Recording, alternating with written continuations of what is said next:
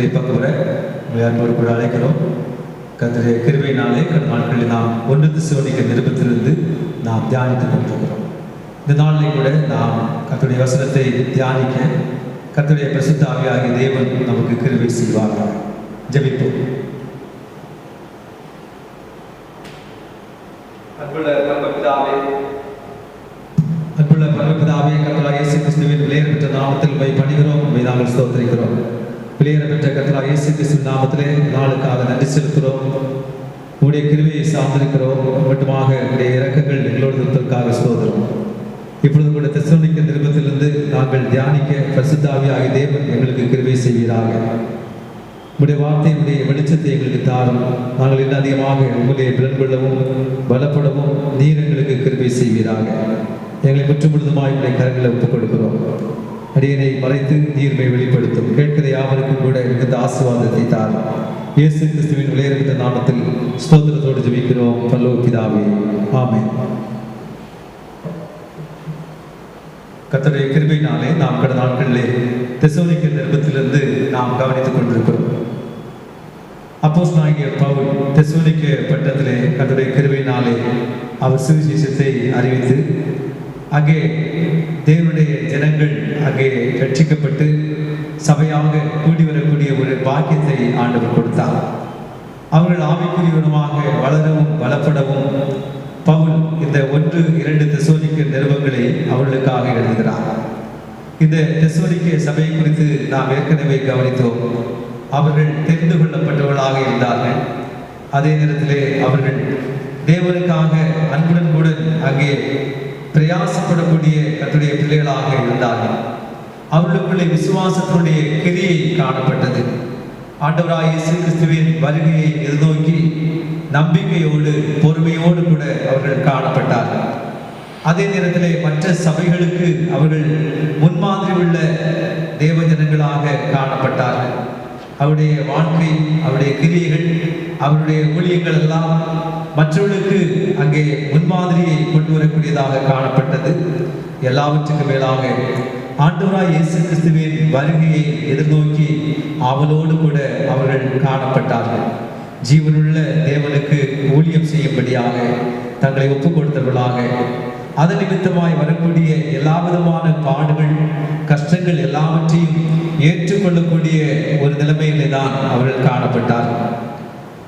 1 தெசலோனிக்கேயர் 1ஆம் அதிகாரமானது அப்போஸ்தலனாகிய பவுலுடைய அந்த ஊழியத்தினுடைய ஆரம்பத்தை அங்கே சொல்கிறது. அவர் அங்கே போய் சுவிசேஷம் அறிவிப்பதும் அவர்கள் ரட்சிக்கப்படுவதும் அவர்கள் வளரக்கூடிய ஒரு வாழ்க்கையை பற்றி அது சொல்லுகிறது. 2ஆம் அதிகாரத்தை நாம் பார்க்கும்போது அப்போஸ்தலனாகிய பவுல் எவ்விதமாக அவர்கள் மத்தியிலே ஊழியம் செய்தார் என்பதை பற்றி சொல்கிறது. 1ஆம் அதிகாரம் அப்போஸ்தலனாகிய பவுலை ஒரு சுவிசேஷகராக அது வெளிப்படுத்துகிறது. 2ஆம் அதிகாரமானது அவரை ஒரு மெய்ப்பனாக வெளிப்படுத்துகிறது. ஒரு ஆவிக்குரிய ஒரு மெய்ப்பனாக பொறுப்போடு உத்தரவாதத்தோடு அவர் காணப்படுவதை 2ஆம் அதிகாரத்திலே நாம் காண முடியும். அந்த 2ஆம் அதிகாரத்தின் 1 முதல் 6 வசனங்களை நாம் பார்க்கும்போது அவர் உண்மை உள்ள ஒரு உக்கிரானக்காரனாக இருந்தார். A faithful steward. தேவன் தமக்கு கொடுத்த பொறுப்பை உத்தரவாதத்தை அவர் உண்மையோடு செய்வதை 2ஆம் அதிகாரம் 1 முதல் 6 வசனங்களிலே நாம் பார்க்கிறோம். 2ஆம் அதிகாரம் 7-8 வசனங்களிலே நாம் பார்க்கும்போது ஒரு அன்புள்ள ஒரு தாயை போல அவர் இருப்பதை காண முடியும். தெசலோனிக்கேயர் சபையாருக்காக தியாகத்தோடு அன்போடு கூட ஒரு தாயை போல அவர் அங்கே ஊழியம் செய்வதை அவர் அங்கே வெளிப்படுத்துகிறார். தொடர்ந்து நாம் 9 முதல் 12ஆம் வசனங்களிலே நாம் பார்க்கும்போது ஒரு கரிசனையும் ஒரு பாரமும் நிறைந்த ஒரு தகப்பனை போல அவர் காணப்படுகிறார். அந்த சபைக்காக அவர் மிகுந்த அக்கறையோடு ஒரு தகப்பனை போல இருப்பதை அவர் வெளிப்படுத்துகிறார். இவ்விதமாக இந்த 1 முதல் 12ஆம் வசனம் மட்டுமாக நாம் பார்க்கும்போது அப்போஸ்தலனாகிய பவுல் அவர்கள் மத்தியிலே எவ்விதமாக ஊழியம் செய்தார். முதலாவதாக ஒரு உண்மை உள்ள உக்கிரானக்காரராக அவர் காணப்பட்டார். இரண்டாவதாக ஒரு அன்பு செலுத்தக்கூடிய ஒரு தாயை போல அவர் இருந்தார். மூன்றாவதாக ஒரு கரிசனையும் பொறுப்பும் நிறைந்த ஒரு போல அவர் செயல்பட்டார். இந்த நாளிலே நாம் இந்த பகுதியிலே குறிப்பாக 1 தெசலோனிக்கர் 2ஆம் அதிகாரம் முதல் 6 வசனங்களிலிருந்து நாம் தியானிக்க இருக்கிறோம். 1 தெசலோனிக்கர் 2ஆம் அதிகாரம் 1-2 வசனங்களை வாசிக்கிறோம். சகோதரரே, நாங்கள் உங்களிடத்தில் பிரவேசித்தது வீணாய் இருக்கவில்லை என்று நீங்களே அறிந்திருக்கிறீர்கள். உங்களுக்கு தெரிந்திருக்கிறபடி முன்னே பிலிப்பி பட்டணத்திலே நாங்கள் பாடுபட்டு நிந்தை அடைந்திருந்தோம். வெகு போராட்டத்தோடு தேவனுடைய சுவிசேஷத்தை உங்களுக்கு சொல்லும்படி நம்முடைய தேவனுக்குள் தைரியம் கொண்டிருந்தோம் என்று சொல்லுகிறார். 1ஆம் அதிகாரம் வசனம் என்ன சொல்கிறது என்றால், எங்களுடைய உழைப்பு பிரயாசம் வீணாயிருக்கவில்லை. தெசலோனிக்கே பட்டணத்திலே அவர்கள் தங்கியிருந்த காலங்கள் குறைவுதான். ஆனால் அந்த குறுகிய காலத்திலே அவருடைய அன்பான பிரயாசமானது அது பலம் கொடுக்கக்கூடிய ஒன்றாக இருந்தது. பிரயோஜனத்தை அது கொண்டு வரக்கூடிய ஒன்றாக இருந்தது. அது வறுமையாக போகவில்லை என்று அங்கே சொல்கிறார். காரணம் என்னவென்று பார்க்கும்போது 2ஆம் வசனத்திலிருந்து நாம் அங்கே தொடர்ந்து பார்க்கிறோம். நிந்தைகள் போராட்டத்தின் மூலமாக அவர்கள் கடந்து போகிறார்கள். தொடர்ந்து 3 முதல் 6 வசனங்கள், எங்கள் போதகம் வஞ்சகத்தினாலும் துராசினாலும் உண்டாகவில்லை, அது கபடம் உள்ளதாய் இருக்கவும் இல்லை. சுவிசேஷத்தை எங்களிடத்தில் ஒப்புவிக்கத்தக்கதாய் தேவன் எங்களை உத்தமர் என்று எண்ணியபடியே நாங்கள் மனுஷருக்கு அல்ல, எங்கள் இருதயங்களை சோதித்தறிகிற தேவனுக்கே பிரியமுண்டாக பேசுகிறோம். உங்களுக்கு தெரிந்திருக்கிறபடி நாங்கள் ஒரு காலம் நிச்சயமான வசனங்களை சொல்லவும் இல்லை, பொருளாசை உள்ளவர்களாய் மாயம் பண்ணவும் இல்லை. தேவனே சாட்சி, நாங்கள் கிறிஸ்துவின் அப்போஸ்தலராக உங்களுக்கு பாரமாய் இருக்கக்கூடியவர்களானாலும் உங்களிடத்திலாவது மற்றவிடத்திலாவது மனுஷரால் வரும் மகிமையை நாங்கள் தேடவில்லை. இந்த முதல் பகுதியிலே 1 முதல் 6 வசனங்களிலே அவர் ஒரு உண்மை உள்ள ஒரு உக்கிரானக்காரன் என்று சொல்லும் போது ஒரு எஜமானிடத்திலிருந்து பெற்றுக்கொண்ட பொறுப்பை மிகவும் அங்கே உத்தமத்தோடு உண்மையோடு செய்யக்கூடிய ஒரு நபராக அவர் அங்கே காணப்படுகிறார். நாம் அங்கே 1 தெசலோனிக்கர் 2ஆம் அதிகாரம் 4 வாசிக்கும் போது, சுவிசேஷத்தை எங்களிடத்தில் ஒப்புவிக்கத்தக்கதாய் தேவன் எங்களை உத்தமர் என்று எண்ணியபடியே என்று வாசிக்கிறோம். சுவிசேஷத்தை தேவன் அங்கே பவுலிடத்திலே ஒப்புவித்தார். பவுல் இந்த சுவிசேஷ ஊழியத்தை தேவனிடத்திலிருந்து அவர் அங்கே பெற்றுக்கொண்டார். தேவன் இவர் உண்மை உள்ளவர் என்று எண்ணி இந்த சுவிசேஷ ஊழியத்தை அவருக்கு கொடுத்தார். ஒரு உண்மை உள்ள உக்கிரானக்காரன் என்ற நிலைமையிலே பவுல் அங்கே காணப்படுகிறார். நாம் இதே காரியத்தை 1 தீமோத்தேயு புஸ்தகம் 1ஆம் அதிகாரத்திலே 12வது வசனத்திலே வாசிக்கிறோம். 1 தீமோத்தேயு 1:12, என்னை பலப்படுத்துகிற நம்முடைய கர்த்தராகிய இயேசு கிறிஸ்து என்னை உண்மை உள்ளவன் என்று எண்ணி இந்த ஊழியத்திற்கு ஏற்படுத்தினபடியால் அவரை ஸ்தோத்திரிக்கிறேன். என்னை உண்மை உள்ளவன் என்று எண்ணி இந்த ஊழியத்திற்கு கர்த்தராகிய இயேசு கிறிஸ்து என்னை ஏற்படுத்தினார். இயேசு கிறிஸ்துவிடத்திலிருந்து அவர் இந்த அழைப்பையும் உத்தரவாதத்தையும் பெற்றுக்கொண்ட ஒரு உக்கிரானக்காரன் என்ற நிலைமையிலே அவர் இருக்கிறார். ஆகினாலே இந்த உக்கிரானக்காரன் எல்லா விதத்திலும் அவர் அங்கே பொறுப்பு நிறைந்தவராகவே அங்கே காணப்படுகிறார். தேவனுக்கு முன்பாக அவர் உத்தமமாய் காணப்பட வேண்டும். பவுல் பெற்றுக்கொண்ட ஊழியமானது அது தேவனாலே அவருக்கு கொடுக்கப்பட்ட ஒரு ஊழியம். எந்த மனுஷனும் அதை அவருக்கு அங்கே கொடுக்கவில்லை. நாம் கலாத்தியர் நிருபத்திலே 1ஆம் அதிகாரம் 11-12 வாசிக்கிறோம். மேலும் சகோதரரே, என்னால் பிரசங்கிக்கப்பட்ட சுவிசேஷம் மனுஷனுடைய யோசனையின்படியே அல்லவென்று உங்களுக்கு தெரிவிக்கிறேன். நான் அதை ஒரு மனுஷனால் பெற்றதும் இல்லை, மனுஷனால் கற்றதும் இல்லை. இயேசு கிறிஸ்துவே அதை எனக்கு வெளிப்படுத்தினார். இங்கே சொல்லும்போது மனுஷ யோசனையின்படியானதல்லவென்று, அதாவது மனுஷனாலே கொடுக்கப்பட்ட ஒரு ஊழியம் அல்ல, தேவனாலே கொடுக்கப்பட்ட ஒரு ஊழியம். ஆகினாலே அந்த ஊழியத்தை அவர் ஒரு நல்ல ஒரு பொறுப்புள்ள உக்கிரானக்காரராக இருந்து செயல்படுத்துவதை நாம் அங்கே பார்க்கிறோம். உக்கிரகானக்காரன் என்று சொல்லும் போது அவனுடைய முதலாவது குணாதிசயம் அவன் உண்மை உள்ளவனாய் இருக்க வேண்டும். ஃபெய்த்ஃபுல்னஸ், தனக்கு கொடுக்கப்பட்டதிலே அவன் பொறுப்போடு உண்மையோடு இருக்க வேண்டும். 1 கொரிந்தியர் புஸ்தகத்திலே 4ஆம் அதிகாரம் முதல் 2 வசனத்திலே வாசிக்கிறோம். இப்படியாக எந்த மனுஷனும் எங்களை கிறிஸ்துவின் ஊழியக்காரர் என்றும் தேவனுடைய ரகசியங்களின் உக்கிரானக்காரர் என்றும் எண்ணும் கடவன். மேலும் உக்கிரானக்காரன் உண்மை உள்ளவன் என்று காணப்படுவது அவனுக்கு அவசியமா? இந்த போதிலே அவர் தெளிவாக சொல்கிறார், நான் ஒரு உக்கிரானக்காரன். உக்கிரானக்காரன் உண்மை உள்ளவனாய் காணப்பட வேண்டியது அவசியம். அது கட்டாயமான ஒரு குணாதிசயமாக இருக்கிறது. தெசலோனிக்கே பட்டணத்திலே ஆண்டவர் திறந்த வாசலை கொடுத்து அப்போஸ்தலனாகிய பவுலுக்கு அங்கே அந்த சுவிசேஷ ஊழியத்தை ஒப்புவித்து அந்த ஊழியத்தின் மூலமாக உண்டாக்கப்பட்ட அந்த சபைக்கு ஒரு பொறுப்புள்ள ஒரு உக்கிரானக்காரராக அவர் இருந்து ஆலோசனை கொடுப்பதை பார்க்கிறோம். ஏனென்றால் உக்கிரானக்காரன் ஒரு நாளிலே தேவனிடத்திலே கணக்கு கொடுக்க வேண்டும். நாம் லூக்கா சுவிசேஷத்திலே வாசிக்கும் போது 16ஆம் அதிகாரம் முதல் 2 வசனத்திலே வாசிக்கிறோம். லூக்கா chapter 16 first 2 verses. பின்னும் அவர் தம்முடைய சீசர்களை நோக்கி, ஐஸ்வர்யவானாகிய ஒரு மனுஷனுக்கு ஒரு உக்கிரானக்காரன் இருந்தான். அவன் தன் எஜமானுடைய ஆஸ்திகளை அழித்து போடுவதாக எஜமானுக்கு அறிவிக்கப்பட்டது. அப்பொழுது எஜமான் அவனை வரவழைத்து, உன்னை குறித்து நான் இப்படி கேள்விப்படுகிறது என்ன? உன் உக்கிரான கணக்கை ஒப்புவி, இனி நீ உக்கிரானக்காரனாய் இருக்க கூடாது என்றார். இங்கே ஆண்டவராகிய இயேசு கிறிஸ்து ரோமையை சொல்வதை பார்க்கிறோம். ஒரு எஜமான் ஐஸ்வர்யம் உள்ளவன் தன்னுடைய ஆஸ்திகளை மேன்மைகளை ஒரு உக்கிரானக்காரனிடத்திலே அவன் ஒப்புக் கொடுக்கிறான். இப்பொழுது ஒரு குறிப்பிட்ட காலத்துக்கு பிறகு அவனிடத்திலே கணக்கு கேட்கிறான். அவனுடைய உக்கிரான கணக்கை ஒப்புவி என்று சொல்லுகிறான். ஆகையினாலே கர்த்தர் கொடுத்த பொறுப்புகளை உக்கிரானத்துவத்தை நாம் ஒரு நாளிலே கணக்கு கொடுக்க வேண்டியவர்களாக இருக்கிறோம். நம்முடைய ஜீவியத்திலே நம்மை நம்பி ஆண்டவர் கொடுத்த பொறுப்புகள் நம்முடைய குடும்ப வாழ்க்கையில் இருக்கலாம், சபையின் ஜீவியத்திலே இருக்கலாம், சமுதாயத்திலே இருக்கலாம். நமக்கென்று நியமிக்கப்பட்ட உத்தரவாதங்களை நாம் நிறைவேற்ற வேண்டியவர்களாக இருக்கிறோம்.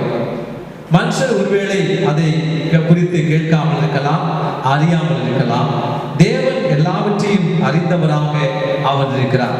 1 தெசலோனிக்கர் புத்தகத்திலே நாம் 2ஆம் அதிகாரம் 4ஆம் வசனத்தின் பிற்பகுதியிலே வாசிக்கிறோம், நாங்கள் மனுஷனுக்கு அல்ல, எங்கள் இருதயங்களை சோதித்தறிகிற தேவனுக்கே பிரியமுண்டாக பேசுகிறோம். இருதயங்களை சோதித்து அறிகிற ஒரு தேவன். பிரியமானவர்களே, தேவன் நம்முடைய இருதயங்களை பார்க்கிறார். இருதயத்தின் ஆழத்தில் இருக்கக்கூடிய எல்லா காரியத்தையும் அவர் பார்ப்பார். இருதயங்களை சோதித்தறிகிற ஒரு கர்த்தர். கர்த்தரிடத்திலிருந்து நாம் பெற்றுக்கொண்ட எந்த உக்கிரான காரியமாய் பொறுப்புகளாய் இருந்தாலும் நாம் அதை முழு இதயத்தோடு உத்தமத்தோடு நாம் நிறைவேற்ற வேண்டியது அவசியமாக காணப்படுகிறது. அப்போஸ்தலனாகிய பவுல் நல்ல ஒரு உக்கிரானக்காரனாக அவர் அங்கே இருக்கிறார். 2ஆம் அதிகாரம் முதல் 6 வசனத்திலே அதை நாம் பார்க்கிறோம். அந்த உக்கிரான ஊழியத்தை அவர் நிறைவேற்றக்கூடிய அந்த காரியங்களை நாம் கவனிக்கும் போது 1-2 வசனங்களிலே நாம் பார்க்கும்போது அவருடைய ஊழியத்தினுடைய முறை எப்படிப்பட்ட ஒரு தன்மையோடு சூழ்நிலையோடு அவர் ஊழியம் செய்கிறார். தன்னுடைய உக்கிரான பொறுப்பை எந்த நிலைமையிலே எந்த சூழ்நிலைகளிலே அவர் செய்கிறார் என்று சொல்லி பார்க்கிறோம். 1ஆம் வசனத்திலே நாம் பார்த்தோம், ஒரு பலன் கொடுக்கக்கூடிய ஊழியத்தை அவர் செய்தார், வீணாக்கவில்லை. தேவன் கொடுத்த திறந்த வாசலையும் தனக்கு கொடுத்த கிருபைகளையும் பொறுப்புகளையும் அவர் வீணாக்காமல் தேவனுக்காக அவர் செலவழிக்கக்கூடியவராக காணப்பட்டார். பிரியமானவர்களே, இன்றைக்கு நம்முடைய ஜீவியத்திலே கர்த்தர் கொடுத்த தாளந்துகள், கர்த்தர் கொடுத்திருக்கிற ஆவிக்குரிய மேன்மைகளை எந்த நிலைமையிலே நாம் இன்றைக்கு பயன்படுத்தி கொண்டிருக்கிறோம்? காரியங்களை ஆவிக்கேற்ற விதமாக செலவழிக்கிறோமா, இல்லை நாம் வீணாக்கி கொண்டிருக்கிறோமா? மத்தேயு சுவிசேஷம் 25ஆம் அதிகாரத்திலே பார்க்கும்போது யுதமாக 24-25 வசனத்திலே எஜமானத்திலிருந்து தாளந்தை பெற்றுக்கொண்ட ஒரு மனிதன் அவன் என்ன செய்கிறான் என்றால் 24-25 ஒரு தாளந்தை வாங்கியவன் வந்து, ஆண்டவனே, நீர் விதைக்காத இடத்தில் அறுக்கிறவரும் தெளிக்காத இடத்தில் சேர்க்கிறவருமான கடினமுள்ள மனுஷன் என்று அறிவேன். ஆகையால் நான் பயந்து போய் உமது தாளந்தை நிலத்தில் புதைத்து வைத்தேன். இதோ உம்முடையதை வாங்கிக் கொள்ளும் என்றான். அவனுக்கு கொடுத்த தாளந்தை உக்கிரானத்துவத்தை அவன் என்ன செய்யவில்லை, பயன்படுத்தவில்லை. அதை நிலத்திலே புதைத்து வைத்தான். அப்போஸ்தலனாகிய பவுல் என்ன செய்கிறார்? கர்த்தர் கொடுத்த வாய்ப்பை அவர் பயன்படுத்துகிறார். தனக்கு கொடுத்த அந்த தாளந்தை அவர் உபயோகப்படுத்துகிறார். நல்ல ஒரு உக்கிரானக்காரனாக அவர் பிரயோஜனமுள்ள விதத்திலே அவர் செயல்படுவதை 1 தெசலோனிக்கேயர் 2ஆம் அதிகாரம் 1 பார்க்கிறோம். 2வது வசனத்திலே அவர் என்ன செய்கிறார் என்றால், உங்களுக்கு தெரிந்திருக்கிறபடி முன்னே பிலிப்பி பட்டணத்திலே நாங்கள் பாடுபட்டு நிந்தை அடைந்திருந்தோம். வெகு போராட்டத்தோடு தேவனுடைய சுவிசேஷத்தை உங்களுக்கு சொல்லும்படி நம்முடைய தேவனுக்குள் தைரியம் கொண்டிருந்தோம். இந்த வசனத்திலே அவர் முதலாவது சொல்லக்கூடிய காரியம், பிலிப்பி பட்டணத்திலே அவருக்கு பல பாடுகள். நாம் அதை ஏற்கனவே அப்போஸ்தலர் நடவடிக்கைகளிலே நாம் அங்கே பார்க்கும்போது விதமாக 16ஆம் அதிகாரத்திலே அவர் அங்கே விதமாக மகதோனியா தேசத்தை நோக்கி அவர் பிரயாணப்பட்டு வரும்போது முதலாவதாக பிலிப்பி பட்டணத்திலே அவர்கள் வருகிறார்கள். சுவிசேஷம் அறிவிக்கப்படுகிறது. அங்கே லிந்தியாவும் அவருடைய குடும்பம் ரட்சிக்கப்படுவதையும் தொடர்ந்து அந்த பட்டணத்திலே அவர்கள் பிரசங்கிக்கும் போது அசுத்த ஆவி நிறைந்த ஒரு குறி சொல்லக்கூடிய ஒரு பெண் அங்கே விடுதலை பெறுவதும், அதன் நிமித்தமாய் அவருடைய எஜமான்கள் பவுல் சீலாவின் மேலே குற்றம் சாட்டி அவர்கள் கைது செய்யப்பட்டு அடிக்கப்பட்டு காயப்படுத்தப்பட்டு அவர்கள் சிறைச்சாலையிலே அங்கே சங்கிலிகளால் பிணைக்கப்பட்டிருப்பதையும் நாம் காண முடியும். பிலிப்பி பட்டணத்திலே அவர்கள் பாடுபட்டார்கள். நாம் வாசிக்கும் போது அப்போஸ்தலர் நடவடிக்கைகள் 16ஆம் அதிகாரம் 22 முதல். அப்பொழுது ஜனங்கள் கூட்டம் கூடி அவர்களுக்கு விரோதமாய் எழுப்பினார்கள். அதிகாரிகள் அவர்கள் வஸ்திரங்களை கிழித்து போடவும் அவர்களை அடிக்கவும் சொல்லி அவர்களை அநேக அடித்த பின்பு சிறைச்சாலையிலே வைக்க அவர்களை பத்திரமாய் காக்கும்படி சிறைச்சாலைக்காரனுக்கு கட்டளை விட்டார்கள். அவன் இப்படிப்பட்ட கட்டளைகளை பெற்று அவர்களை உட்காவலரிலே அடைத்து அவர்கள் கால்களை தொழுமரத்திலே மாட்டி வைத்தான். பிலிப்பி பட்டணத்திலே விதமாக அவர்கள் பாடுபட்டார்கள். அதாவது தெசலோனிக்கே பட்டணத்திற்கு வருவதற்கு முன்பாக பிலிப்பி பட்டணத்திலே விதமான பாடுகளை அவர்கள் அங்கே பாடுகிறார்கள். அந்த பாடுகள் ஊடாக கடந்துதான் இங்கே வருகிறார்கள், தெசலோனிக்காவுக்கு வருகிறார்கள். தெசலோனிக்கே பட்டணத்திலே வந்து அங்கேயும் கூட அவர்களுக்கு பல்வேறு விதமான போராட்டங்கள் வருகிறது. அவர்கள் ஊழியம் செய்ய அங்கே பல எதிர்ப்புகள் அங்கே உண்டாகிறதை எல்லாம் நாம் அங்கே காண முடியும். நாம் அதை பார்க்கும்போது அப்போஸ்தலர் நடவடிக்கைகளிலே 17ஆம் அதிகாரத்திலே நாம் பார்க்கும்போது 5ஆம் வசனத்திலிருந்து அங்கே நாம் தொடர்ந்து பார்ப்போமே. ஆனால் அவர்களுக்கு விரோதமாக அங்கே கூட்டங்கள் சேர்கிறார்கள், கலகம் உண்டாகிறது. தொடர்ந்து அவர்கள் அங்கே தரித்திருக்க கூடாதபடி அந்த இடத்தை விட்டு கடந்து போகக்கூடிய ஒரு நிலைமை எல்லாவற்றையும் நாம் அங்கே காண முடியும். 5ஆம் வசனம், விசுவாசியாத யூதர்கள் வைராக்கியம் கொண்டு வீணராகி சில பொல்லாதவர்களை சேர்த்து கொண்டு கூட்டம் கூடி பட்டணத்தில் அமளி உண்டாக்கி யாசோனுடைய வீட்டை வளைந்து கொண்டு அவர்களை பட்டணத்தாருக்கு முன்பாக இழுத்து கொண்டு வர வகையை தேடினார்கள். இவ்விதமாக தெசலோனிக்கே பட்டணத்திலே அவர்கள் பாடுகள் மத்தியிலே தான் ஊழியம் செய்தார்கள். ஊழியத்திலே பாடுகளை அவர்கள் சந்திப்பதை நாம் அங்கே பார்க்கிறோம்.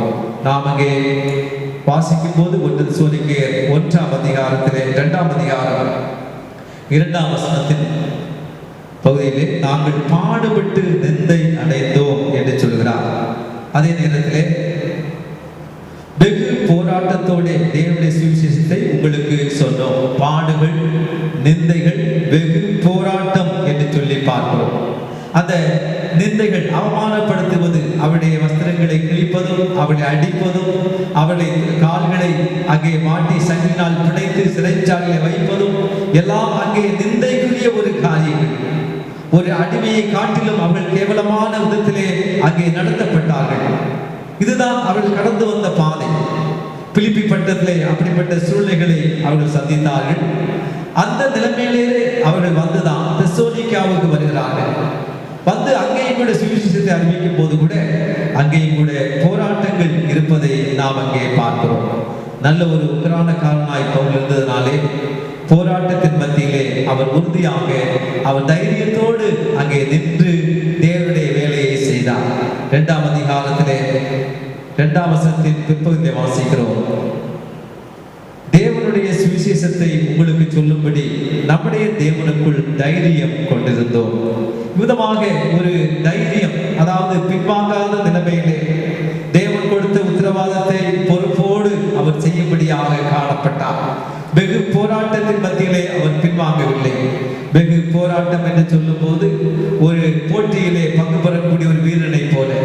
என்ன வந்தாலும் அங்கே பின்மாற்றம் அடையாதபடி, சோர்ந்து போகாதபடி, தொடர்ந்து தொடர்ந்து ஓடுகிறவனாக, முன்னேறக்கூடியவனாக, லக்கை நோக்கி செல்லக்கூடியவனாக அந்த வீரன் காணப்படுவான்.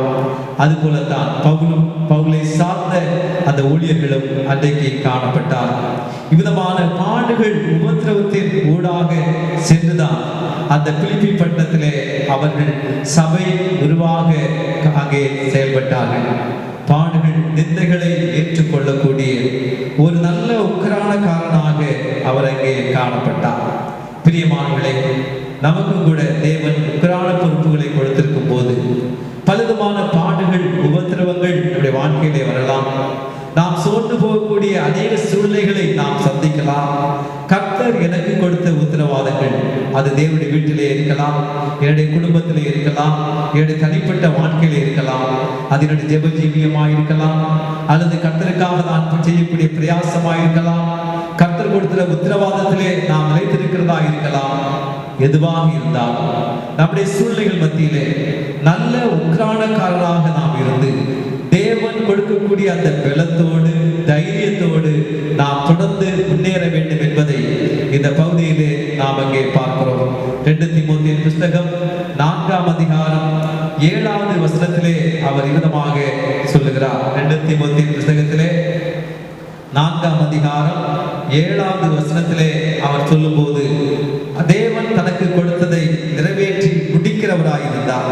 நல்ல போராட்டத்தை போராடினேன், ஓட்டத்தை முடித்தேன், விசுவாசத்தை காத்து கொண்டேன் என்று சொல்லி நல்ல ஒரு போராட்டத்தை போராடினார்.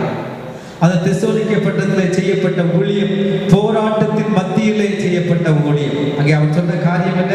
வெகு போராட்டத்தோடு அவர் போராடி தேவனுடைய சுவிசேஷத்தை அறிவித்தார், தைரியத்தோடு அறிவித்தார். பரிசுத்த ஆவியின் பலத்தோடு கூட அங்கே வார்த்தைகள் அன்றைக்கு கொடுக்கப்பட்டது. கர்த்தர் கிரியை செய்தார். ஆகினாலே நல்ல ஒரு உக்கிரானக்காரனாக தைரியத்தோடு அவர் செயல்படுவதை அந்த பகுதியிலே நாம் பார்க்கிறோம். தொடர்ந்து 1 தெசலோனிக்கேயர் 2ஆம் அதிகாரத்திலே 3வது வசனத்திலே நாம் பார்க்கிறோம், எங்கள் போதகம் வஞ்சகத்தினாலும் துராசையினாலும் உண்டாகவில்லை, அது கபடம் உள்ளதாயும் இருக்கவில்லை. இங்கே பவுல் மூலமாய் கொடுக்கப்பட்ட தேவனுடைய செய்தியை பார்க்கிறோம். அந்த செய்தியானது ஒரு உண்மை உள்ள ஒரு செய்தியாக காணப்பட்டது. ஜனங்களை அங்கே ஏமாற்றுகிற, வஞ்சிக்கிற, அல்லது அங்கே பவுல் தனக்கு பிரியமான காரியங்களை சொல்லி அவர்களை அங்கே கவர்கிற ஒரு செய்தியாக அது இல்லை. அது தேவனிடத்திலிருந்து பெற்றுக்கொண்ட செய்தியாக இருந்தது. அது சுவிசேஷத்தின் செய்தியாக, ஆண்டவராய் இயேசு கிறிஸ்துவின் மூலமாய் கிடைக்கக்கூடிய விடுதலையின் செய்தியாக காணப்பட்டது. 1 கொரிந்தியர் புத்தகத்திலே 15ஆம் அதிகாரத்திலே நாம் வாசிக்கும் போது அங்கே பவுலுடைய சுவிசேஷ ஊழியத்தின் செய்தியை குறித்து அவர் அங்கே சொல்லுகிறார். 1 கொரிந்தியர் 15ஆம் அதிகாரம் 1 முதல், அன்றியும் சகோதரரே, நான் உங்களுக்கு பிரசங்கித்த சுவிசேஷத்தை மறுபடியும் உங்களுக்கு தெரியப்படுத்துகிறேன். நீங்களும் அதை ஏற்றுக்கொண்டு அதை நிலைத்திருக்கிறீர்கள். நான் உங்களுக்கு பிரசங்கித்த பிரகாரமாய் நீங்கள் அதை கை கொண்டிருந்தால் அதனாலே நீங்கள் ரட்சிக்கப்படுவீர்கள். மற்றபடி உங்கள் விசுவாசம் விருதாவாயிருக்குமே. நான் அடைந்ததும் உங்களுக்கு பிரதானமாக ஒப்புவித்ததும் என்னவென்றால், கிறிஸ்துவானவர் வேத வாக்கியங்களின்படி நமது பாவங்களுக்காக மரித்து அடக்கம் பண்ணப்பட்டு வேத வாக்கியங்களின்படி 3ஆம் நாளிலே உயிர்த்தெழுந்தார். கிறிஸ்துவானவர் நமது பாவங்களுக்காக மரித்தார், அடக்கம் பண்ணப்பட்டார், 3ஆம் நாள் உயிர்த்தெழுந்தார். அவர் மூலமாய் கிடைக்கக்கூடிய விடுதலையின் செய்தியாகிய சுவிசேஷ செய்தியை, கிறிஸ்துவினுடைய சிலுவை, மரணம், உயிர்த்தெழுதலை மையமாக வைத்து பவுல் பிரசங்கிக்கக்கூடியவராக அவர் காணப்பட்டார். இந்த தெசலோனிக்கே பட்டணத்திலேயும் அவ்விதமாக தேவனுடைய சுவிசேஷத்தின் செய்தியை அவர்கள் அங்கே கொடுத்தார்கள். அது பரிசுத்த ஆவியின் வல்லமையோடு, பலத்தோடு, நிச்சயத்தோடு அங்கே கொடுக்கப்பட்டது. 1 தெசலோனிக்கேயர் புத்தகத்திலே 1ஆம் அதிகாரத்திலே 5ஆம் வசனத்திலே வாசிக்கிறோம், எங்கள் சுவிசேஷம் உங்களிடத்தில் வசனத்தோட மாத்திரமல்ல, வல்லமையோடும் பரிசுத்த ஆவியோடும் முழு நிச்சயத்தோடும் வந்தது. இவ்விதமாக பரிசுத்த ஆவியின் வல்லமையோடு முழு நிச்சயத்தோடு கொடுக்கப்பட்ட தேவ செய்தி, அது ஜனங்களை ஏமாற்றி வஞ்சித்து தங்கள் பக்கமாக திருப்ப வேண்டும் என்று சொல்லி அவர்களாக தயாரித்த அங்கே ஒரு செய்தி அல்ல.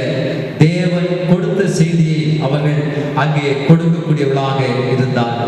பவுலுடைய சுவிசேஷமானது தேவனிடத்திலிருந்து கொடுக்கப்பட்ட சுவிசேஷத்தின் செய்தியாக காணப்பட்டது.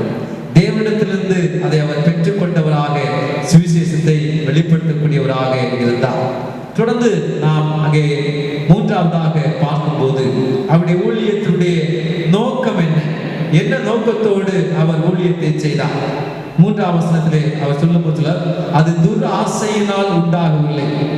துராசை என்று சொல்லும் போது உலக ரீதியான காரியங்களை பெற்றுக் கொள்வதற்காக, பண ஆதாயத்திற்காக, ஐஸ்வர்யத்திற்காக, தங்களுடைய சுய லாபத்திற்காக, சுய மேன்மைக்காக, மகிமைக்காக அவர்கள் எதையுமே செய்யவில்லை. துராசை என்று சொல்லும் போது தேவன் விரும்பாத எந்த ஆசையோடும் நாங்கள் இதை செய்யவில்லை. எங்களுடைய சொந்த ஆசை விருப்பங்களை நிறைவேற்றும்படியாக இதை நாங்கள் செய்யவில்லை. அந்த 6ஆம் வசனத்தினுடைய கடைசி பகுதியிலே வாசிக்கிறோம், மனுஷரால் வரும் மகிமையை நாங்கள் தேட. இவ்விதமாக ஊழியத்தினுடைய நோக்கம் என்று சொல்லும் போது அவர்கள் சரியான நோக்கத்தோடு அவர்கள் செயல்பட்டார்கள். அன்றைக்கு பவுல் ஊழியம் செய்த நாட்களிலே அநேகர் இம்மைக்குரிய ஒரு வாஞ்சைகளோடு, இம்மைக்குரிய புகழ்ச்சியை விரும்பி, மேன்மைகளை விரும்பி அநேகர் ஊழியத்தை செய்தார்கள். பிலிப்பியர் நிருபத்திலே 1ஆம் அதிகாரத்திலே பார்க்கும்போது அந்த பிலிப்பி பட்டத்திலே கூட இப்படிப்பட்டவர்கள் காணப்பட்டார்கள். 1ஆம் அதிகாரத்திலே 14 முதல் அங்கே வாசிக்கும் போது, சகோதரர் அநேகர் என் கற்றலாலே கர்த்தருக்குள் திடம் கொண்டு பயமில்லாமல் திருவசனத்தை சொல்லும்படி அதிகமாய் துணிந்திருக்கிறார்கள். சிலர் பொறாமையினாலும் விரோதத்தினாலும் சிலர் தங்கள் மனசாட்சியினாலும் கிறிஸ்துவை பிரசங்கிக்கிறார்கள். யுதமாக மனித சித்தத்தை கொண்டு, மனித விருப்பங்களை சார்ந்து கொண்டு அநேக நாட்களிலே சுவிசேஷ ஊழியத்தை செய்தார். ஆனால் பவுல் அபதமான ஆலோசனை, அதாவது தனக்கு பிரியமான இச்சைகளை, விருப்பங்களை நிறைவேற்றும்படி அவர் சுவிசேஷம் அறிவிக்கவில்லை. தேவனுடைய மகிமைக்காக அவர் சுவிசேஷத்தை அறிவிக்கிறவராயிருந்தார். தேவனுடைய நோக்கத்தை நிறைவேற்றும்படியான சுவிசேஷம். 4ஆவதாக பார்க்கும்போது அதை சொல்லும் போது அது கபடம் உள்ளதாக இருக்கவில்லை. கபடம் என்று சொல்லும் போது ஏமாற்றி வஞ்சிப்பது, இல்லாத ஒன்றை சொல்லி ஜனங்களை தன்பக்கமாக இருக்கக்கூடிய ஒரு காரியம் கபடம். அதே நேரத்தில் இச்சகம் என்று கூட அங்கே 5ஆம் வசனத்திலே பார்க்கிறோம். உங்களுக்கு தெரிந்திருக்கிறபடி நாங்கள் ஒரு காலம் இச்சகமான வசனங்களை சொல்லவும் இல்லை, பொருளாசை உள்ளவர்களாய் மாயம் பண்ணவும் இல்லை, தேவனே சாட்சி. அதாவது பொருளாசை நிமித்தமாக இச்சகமான பொய்யான காரியத்தை நாங்கள் சொல்லவில்லை. பவுலுடைய செய்தியானது ஒரு வெளிப்படையான, அது தேவனிடத்திலிருந்து பெற்றுக்கொண்டு கொடுக்கக்கூடிய ஒரு உண்மை நிறைந்த ஒரு செய்தியாக இருந்தது. அதுல எந்த விதமான மாயமான காரியமும் இல்லை. வெளிப்படை தன்மை உள்ளவராகவே பவுல் காணப்பட்டார். 1ஆம் அதிகாரம் 5ஆம் வசனத்திலே அவர் சொல்லும் போது கடைசி போது அறிந்திருக்கிறீர்களே என்று சொல்கிறார். அறிந்திருக்கிறீர்கள், உங்களுக்கு தெரியும் என்று சொல்லி பல இடங்களிலே அவர் சொல்லுவதை நாம் காண முடியும். 8 இடங்களிலே இந்த தெசலோனிக்கேயர் நிருபத்திலே 1 முதல் 5 அதிகாரங்களிலே 8 இடங்களிலே அறிந்திருக்கிறீர்களே, உங்களுக்கு தெரியுமே என்று அவர் சொல்வதை காண முடியும். 1ஆம் அதிகாரம் 5ஆம் வசனம், 2ஆம் அதிகாரம் 1ஆம் வசனத்திலே பார்க்கும்போது அறிந்திருக்கிறீர்களே என்று அங்கே சொல்லுகிறார். 2ஆம் அதிகாரம் 5லே பார்க்கும்போது உங்களுக்கு தெரிந்திருக்கிறபடி என்று அங்கே சொல்வதை பார்க்க முடியும். 2ஆம் அதிகாரம் 12வது வசனத்திலே பார்க்கும்போது சொன்னதை அறிந்திருக்கிறீர்கள் என்று சொல்லுகிறார். 3ஆம் அதிகாரம் 3ஆம் வசனத்திலே சொல்லும்போது நீங்கள் அறிந்திருக்கிறீர்களே. 4ஆம் வசனத்திலே அறிந்திருக்கிறீர்கள் என்று பார்க்கிறோம். 4ஆம் அதிகாரம் 2ஆம் வசனம், 5ஆம் அதிகாரம் 2ஆம் வசனத்திலே கூட விதமாக அறிந்திருக்கிறீர்களே என்று அங்கே சொல்லுகிறார். விதமாக அவர் தன்னுடைய செய்தியை, தன்னுடைய ஊழியத்தை குறித்து ஒரு வெளிப்படையான தன்மை உள்ளவராயிருந்தார். அவருடைய சுவிசேஷத்தின் செய்தியானது தேவனிடத்திலிருந்து பெற்றுக்கொண்ட உண்மை தன்மை உள்ள ஒரு செய்தியாக இருக்கிறது. எவ்விதத்திலும் இந்த தெசலோனிக்கே விசுவாசிகளை அங்கே இச்சகமான வார்த்தைகளை கொண்டு பேசி அவருடைய அங்கே பொன்னையோ பொருளையோ ஒருபோதும் அவர் வேண்டும் என்ற விருப்பம் அவருக்கு அங்கே துளியும் இல்லாதிருந்தது. விதமாக ஒரு வஞ்சகமில்லாத கபடமில்லாத ஒரு நிலைமையிலே அவர் ஊழியம் செய்வதை நாம் இங்கே தொடர்ந்து பார்க்கிறோம். ஒரு நல் மனசாட்சி உள்ளவராக அவர் ஊழியம் செய்தார். அப்போஸ்தலர் நடவடிக்கைகள் 24ஆம் அதிகாரம் 16ஆம் வசனத்திலே பவுல் தன்னுடைய ஊழியத்தினுடைய காரியங்களை பற்றி சொல்லும்போது விதமாய் சொல்லுகிறார். அப்போஸ்தலர் 24ஆம் அதிகாரம் 16. இதனால் நான் தேவனுக்கும் மனுஷருக்கும் முன்பாக எப்பொழுதும் குற்றமற்ற மனசாட்சியை உடையவனாயிருக்க பிரயாசப்படுகிறேன். ஒரு குற்றமற்ற நல் மனசாட்சியோடு அவர் அங்கே காணப்பட்டார். ஒருபோதும் தற்புகழ்ச்சி அவர் விரும்பவில்லை. மனுஷருடைய மேன்மைக்காக மகிமைக்காக தன்னை அவர் ஒப்புக் கொடுத்து ஊழியம் செய்யாதவராக காணப்பட்டார். இச்சகமான வெற்று வார்த்தைகளை, ஜனங்களை பிரியப்படுத்துகிற வார்த்தைகளை அவர் பேசி அவர்களை கவர்ந்து கொள்ள வேண்டும் என்ற விருப்பம் அவருக்கு இல்லாதிருந்து இச்சகமான வார்த்தைகளை தேவன் வெறுக்கிறவராக இருக்கிறார். சங்கீத புஸ்தகத்திலே 12ஆம் அதிகாரத்திலே நாம் வாசிக்கிறோம். சங்கீத புஸ்தகம் 12ஆம் அதிகாரம் 2-3 வசனங்களிலே இச்சகமான வார்த்தைகளை தேவன் ஒருபோதும் ஏற்றுக்கொள்வதில்லை. 12ஆம் அதிகாரம் 2-3. அவரவர் தங்கள் தோழரோடே பொய் பேசுகிறார்கள், இச்சக உதடுகளால் இருமனதாய் பேசுகிறார்கள். இச்சகம் பேசுகிற எல்லா உதடுகளையும் பெருமைகளை பேசுகிற நாவையும் கர்த்தர் அறுத்து போடுவார். பிரியமானவர்களே, நம்முடைய வார்த்தைகள், நம்முடைய பேச்சுகள் யாவும் அது உண்மை உள்ளதாக இருக்க வேண்டும். இச்சகமான பொய் உதடுகள் உள்ளொன்று வைத்து வெளியே ஒன்று பேசுகிற அந்த வார்த்தைகளை தேவன் ஒருபோதும் ஏற்றுக்கொள்வதில்லை. சங்கீத புஸ்தகம் 78ஆம் சங்கீதத்திலே 36-37 வசனங்களிலே இப்படி வாசிக்கிறோம். ஆனாலும் அவர்கள் தங்கள் வாயினால் அவருக்கு இச்சகம் பேசி தங்கள் நாவினால் அவரிடத்தில் பொய் சொன்னார்கள். அவர்கள் இருதயம் அவரிடத்தில் நிலைவரப்படவில்லை. அவருடைய உடன்படிக்கையில் அவர்கள் உண்மையாயிருக்கவில்லை. இருதயம் நிலைவரப்படாத நிலைமையிலே, இருதயத்திலே உண்மையில்லாத நிலைமையிலே அந்த இதயத்திலிருந்து வரக்கூடிய வார்த்தைகள் பொய்யும் இச்சகமும் நிறைந்த கபடமுள்ள வார்த்தைகளாக இருக்கும். அப்போஸ்தலனாகிய பவுல் தன்னுடைய இதயத்தை தேவனுக்கு முன்பாக உண்மை உள்ளவராய் வைத்திருந்தார். நாம் 1 தெசலோனிக்கேயர் 2ஆம் அதிகாரம் 4ஆம் வசனத்தின் பிற்பகுதியை வாசிக்கிறோம். எங்கள் இருதயங்களை சோதித்தறிகிற தேவனுக்கே பிரியம் உண்டாக பேசுகிறோம்.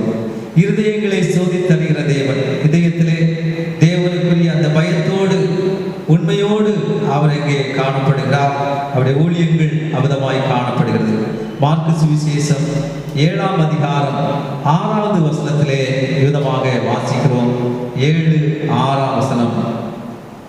அவர்களுக்கு அவர் பிரதித்திரமாக, இந்த ஜனங்கள் தங்கள் உதடுகளால் என்னை கனப்படுகிறார்கள், அவள் இருதயமோ எனக்கு தூரமாய் விலகி இருக்கிறது என்கிறார். உதடுகள் மாத்திரம்தான் ஆண்டவரை கனம் பண்ணுகிறது, ஆனால் அந்த இதயமோ தூரமாய் இருக்கிறது. காரணம் என்ன? அவருடைய இருதயங்கள் நிலைவரப்படவில்லை. இதயத்திலே உண்மை இல்லை. அப்போஸ்தலனாகிய பவுல் இருதயத்திலே உண்மை உள்ளவராக, உறுதி உள்ளவராக, உத்தமமாய் தேவனுக்கு ஊழியம் செய்வதை அவர் சொல்கிறார். நம்முடைய ஜீவியத்திலே கூட இப்படிப்பட்ட உண்மை தன்மையை தேவன் அங்கே விரும்பக்கூடியவராக இருக்கிறார். நம்முடைய கிரியைகள் அங்கே அந்த இதயத்திலிருந்து ஒரு உண்மை தன்மையோடு வெளிப்பட வேண்டும். தெசலோனிக்கே சபையிலே ஊழியம் செய்யும் போது இவ்விதமான அந்த இதயத்திலிருந்து உண்மை தன்மையோடு பவுல் ஊழியம் செய்வதை அவர்களுக்கு அங்கே எழுதி அங்கே ஞாபகப்படுத்துகிறார். பிரியமானவர்களே, இன்றைக்கும் கூட நம்முடைய ஜீவியத்திலே கூட நாம் தேவனுக்கு உக்கிரானக்காரர்களாக இருக்கிறோம். தேவன் நம்மை நம்பி ஒப்புக் கொடுத்த காரியங்களை நிறைவேற்ற வேண்டும். ஒரு நாளிலே நாம் அவருக்கு முன்பாக கணக்கு ஒப்பிக்க வேண்டும். அப்போஸ்தலனாகிய பவுல் தேவன் கொடுத்த அந்த உத்தரவாதத்திலே உண்மை உள்ளவராயிருந்தார். தேவனிடத்தில் பெற்றுக்கொண்ட அந்த உக்கிரானத்துவத்தை அவர் பொறுப்போடு உண்மையோடு நிறைவேற்றக்கூடியவராக இருந்தார். தேவனுக்காக நாம் உண்மையாக இருக்கும்போது, ஒரு நாளிலே கிறிஸ்துவின் நியாயாசனத்துக்கு முன்பாய் நிற்கும் போது தேவன் சொல்வார், நல்லது உண்மை உத்தமமான ஊழியக்காரனே, உன் எஜமானுடைய சந்தோஷத்திலே பிரவேசி என்று சொல்லுவார். அவிதமான ஒரு உத்தம ஊழியக்காரராய் நான் இருப்போம். அதே நேரத்திலே பாடுகள் நிந்தைகள் வந்தாலும் கூட அவற்றின் மத்தியிலேயும் பரிசுத்த ஆவியின் பலத்தோடு நாம் தைரியத்தோடு தேவன் நமக்கு கொடுத்த உத்தரவாதத்தை நிறைவேற்றக்கூடியவர்களாய் காணப்படுவோம். அதற்காக தேவனை சார்ந்து கொள்வோம். ஒருபோதும் நாம் பின்வாங்கி சோர்ந்து போகாதிருக்க ஆண்டவர் நமக்கு உதவி செய்கிறவராகவே இருக்கிறார். பவுலை ஆண்டவர் பலப்படுத்தினார், உதவி செய்தார். தொடர்ந்து பவுலுடைய ஊழியத்தினுடைய செய்தியானது அது தேவனிடத்திலிருந்து பெற்றுக்கொண்ட ஒரு செய்தி, அது கிறிஸ்துவுடைய செய்தி. எந்த மனுஷிக வார்த்தைகளையும் அல்லது ஜனங்களுக்கு பிரியமானதையும் அவர் பேசாதபடி கிறிஸ்துவின் சுவிசேஷத்தை உண்மையாய் வெளிப்படுத்தினார். கர்த்ததாமே இப்படிப்பட்ட ஒரு சுவிசேஷ உண்மையுள்ள ஊழியத்தை செய்யவும் நமக்கு கிருபை செய்வாராக.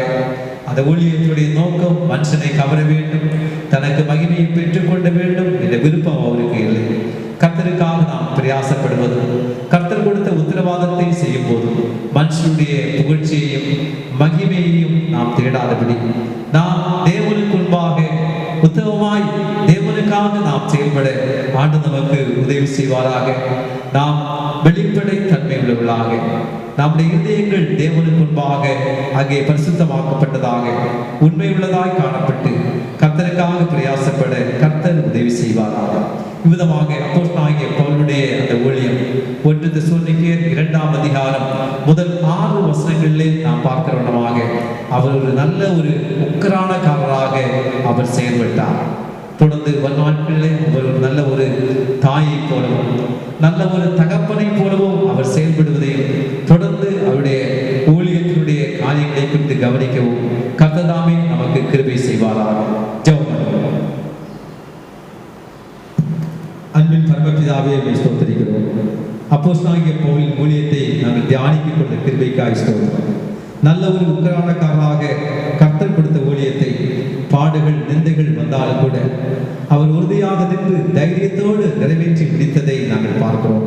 எங்கள் ஜீவியத்திலேயும் கர்த்தர் எங்களை நம்பி ஒப்புவித்த காரியத்திலே உத்தமமாய் உறுதியாய் நிற்க எங்களுக்கு கிருபைத்தார். ஆமாண்டவரே, எங்கள் இதயங்கள் முன்பாக உண்மை உள்ளதாக இருக்கட்டும். ஆண்டவரே, உலகத்தினுடைய மேன்மைகளையோ மனுஷனுடைய புகழ்ச்சியோ நாங்கள் விரும்பாதபடி கர்த்தருக்கு முன்பாக உண்மை உத்தமமான நிலைமையில இருந்து ஊழியம் செய்ய எங்கள் உத்தரவாதங்களை நிறைவேற்ற எங்களுக்கு கிருபைத்தார். எங்கள் இதயங்கள் உமக்கு முன்பாக அது உத்தமமாக இருப்பதோடு மற்றவர்களுக்கு முன்பாக நாங்கள் வெளிப்படை தன்மை உள்ளவர்களாக இருக்க உதவி செய்யும். எங்களுடைய வார்த்தைகள் உண்மை உள்ளதாக இருக்கட்டும். எங்கள் இதயங்கள் உங்களுடைய ஆண்டவரே பார்வையிலே அது உத்தமமாய் காணப்படட்டும். எங்களுக்கு கிருபை செய்வீராக. தொடர்ந்து வார்த்தைகளுக்காக ஸ்தோத்திரம் கர்த்தாவே, உதவி செய்யும். நாட்களில் எங்களுக்கு கிருபை தாரும். உடைய நல்ல கரங்களை ஒப்புக் கொடுக்கிறோம். உடைய பரிசுத்த ஆவியானவர்களுக்கு உதவி செய்வீராக. இயேசு கிறிஸ்துவின் நாமத்தில் ஸ்தோத்திரித்து வேண்டுகிறோம் பரலோக பிதாவே. ஆமென். Praise the Lord.